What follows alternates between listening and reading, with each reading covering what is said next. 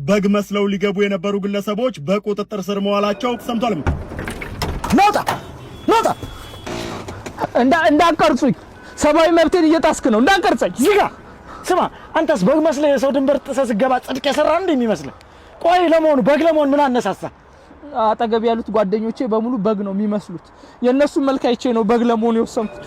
ደግሞ ምንድነው ያስከው? ይሄማ ቀለብ ነው። ቆይ ለምንድን ነው ከሀገር የወጣው? ያው የኔና የቤተሰቤን ህይወት ለመቀየር።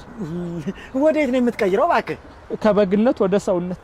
ቆይ እኔ እያልኩ ያለ ለመሰደድ ዋናው ምክንያት ምንድነው ነው?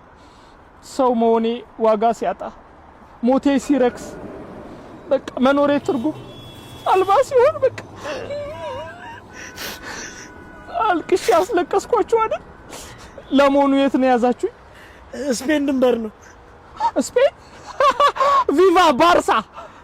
የባርሴሎናን ጨዋታ በቃ አይቼ እመለሳለሁ። ቫሞስ! ይሄ ልጅ ስፓኒሽ ይናገራል። የኛ ዘር ነው። አዎ እናገራለሁ ስፓኒሽ። ሲጀመር የዘር ሐረጌ እኮ የሚመዘዘው ከስፔን ነው። ካታሎኒያ፣ ባርሴሎና፣ ሪያል ማድሪድ። ዝጋ። ቆይ በመያዝ ምን ተሰማ?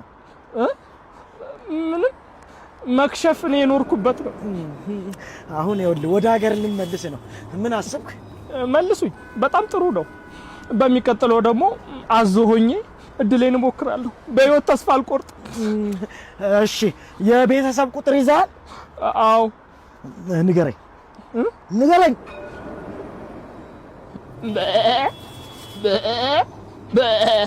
የእናቴ ነው። እንዳለቀኝ ባርሴሎና፣ ቫሞስ፣ ሪያል ማድሪድ፣ ቫሌንሺያ፣ ማላጋ እንዳለቀኝ ሪያል ማድሪድ